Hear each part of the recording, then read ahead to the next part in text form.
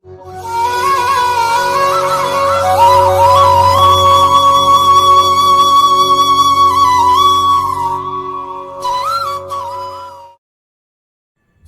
ಗುರುಭ್ಯೋ ನಮಃ. ಹರಿ ಓಂ. ಶ್ರೀಮನ್ರೂಪ ಶಾಲಿವಾಹನ ಶಕೆ 1948 ಪರಾಭವನಾಮ ಸಂವತ್ಸರದ ಉತ್ತರಾಯಣ ಚೈತ್ರ ಮಾಸ ಶುಕ್ಲ ಪಕ್ಷ. ನಾಳೆ ನಮಗೆ ಹಿಂದೂಗಳಿಗೆ ಹೊಸ ವರ್ಷ. ಈ ಹೊಸ ವರ್ಷದಲ್ಲಿ ನಾವು ಏನು ಮಾಡಬೇಕು, ಏನು ಕಾರ್ಯಗಳನ್ನು ಮಾಡಬೇಕು, ಯಾವ ಸಾಧನೆಯನ್ನು ಮಾಡಬೇಕು ಎಂಬುದರ ಬಗ್ಗೆ ಒಂದಿಷ್ಟು ತಿಳಿದುಕೊಳ್ಳೋಣ. 19ನೇ ತಾರೀಕು ಮಾರ್ಚ್ 2026 ಗುರುವಾರ ಬೆಳಗ್ಗೆ 6:56 ಈ ಒಂದು ಯುಗಾದಿ ಹಬ್ಬ ಪ್ರಾರಂಭವಾಗ್ತಾ ಇದೆ. ಯುಗಾದಿ ಪಂಚಾಂಗ ರೀತ್ಯ ನಮ್ಮ ಹಿಂದೂಗಳಿಗೆ ಒಂದು ಹೊಸ ವರ್ಷ. ಯುಗಾದಿ ಇದು ಪರಮಾತ್ಮ ನಮ್ಮನ್ನು ಸೃಷ್ಟಿ ಮಾಡಿದ ಒಂದು ದಿನ. ಯುಗಾದಿ ಅಂತ ಹೇಳಿ ಕರೀತಾ ಇದ್ದಾರೆ.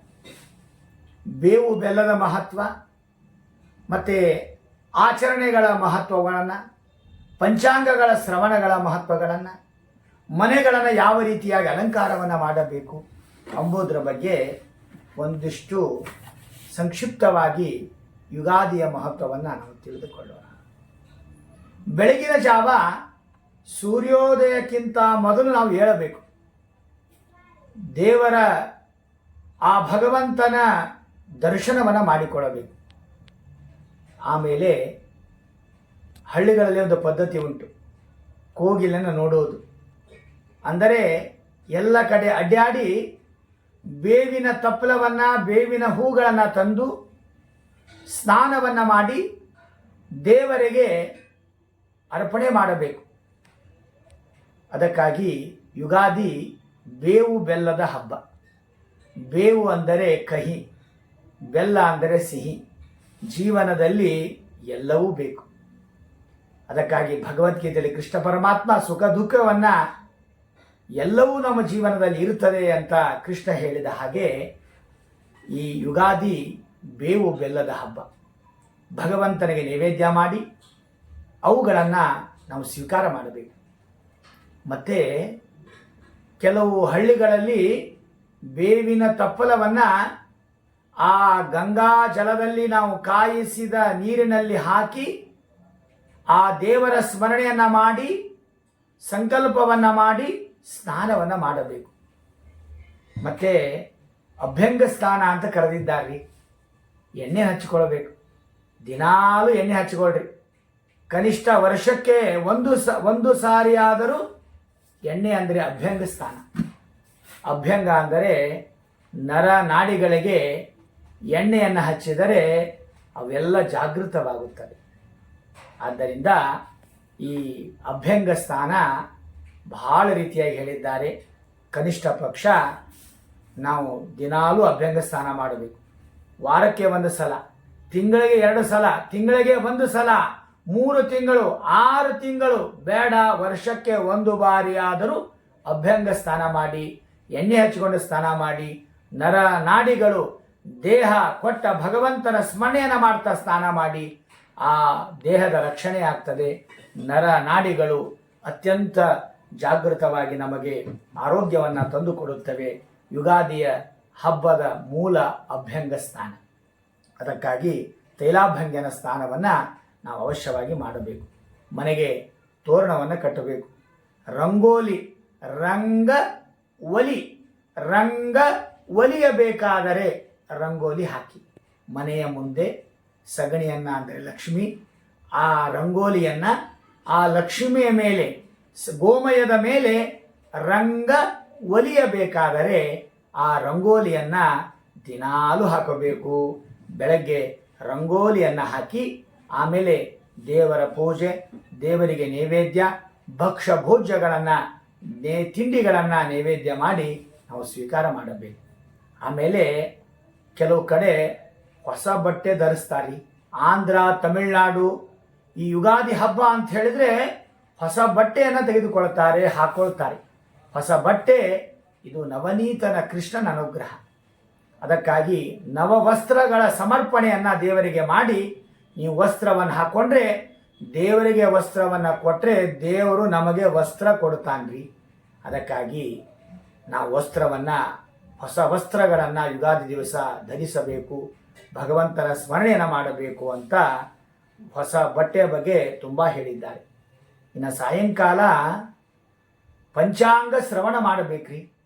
ಬ್ರಹ್ಮದೇವರ ಆಯುಷ್ಯ, ಆ ಪರಾಭವನಾಮ ಸಂವತ್ಸರದ ವಾರ್ಷಿಕದ ಫಲ, ಮತ್ತು ಮಂತ್ರಿ ಯಾರು, ರಾಜ ಯಾರು, ಈ ವರ್ಷದ ಭವಿಷ್ಯ ಹೇಗಿದೆ, 12 ರಾಶಿಗಳ ಭವಿಷ್ಯ ಯಾವ ರೀತಿಯಾಗಿದೆ, ಗ್ರಹಗಳು ಯಾವ್ಯಾವ ಮನೆಯಲ್ಲಿದ್ದಾರೆ ಎಂಬುದನ್ನು ಚಿಂತನೆ ಮಾಡಬೇಕು.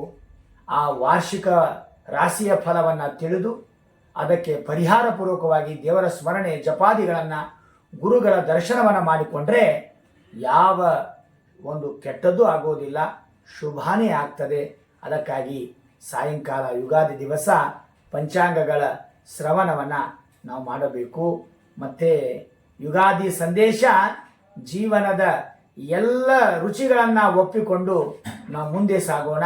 ಈ ಸಂವತ್ಸರದಲ್ಲಿ ನಮ್ಮ ಜೀವನದ ಪಥ ಹರಿವಾಯು ಗುರುಗಳಲ್ಲಿ, ಹಿರಿಯರಲ್ಲಿ, ತಂದೆ ತಾಯಿಗಳ ಸೇವೆಯಲ್ಲಿ, ಧರ್ಮದ ಕಡೆಗೆ ಸಾಗಲಿ ಅಂತ ಈ ಯುಗಾದಿ ಹಬ್ಬ ನಮ್ಮೆಲ್ಲರಿಗೂ ಕೂಡ ಒಳ್ಳೆಯದಾಗಲಿ ಅಂತ ಹೇಳ್ತಾ, ಮುಂದಿನ 12 ರಾಶಿಗಳ ಫಲವನ್ನು ನಾವು ಮುಂದಿನ ಸಂಚಿಕೆಯಲ್ಲಿ ತಿಳಿಯೋಣ.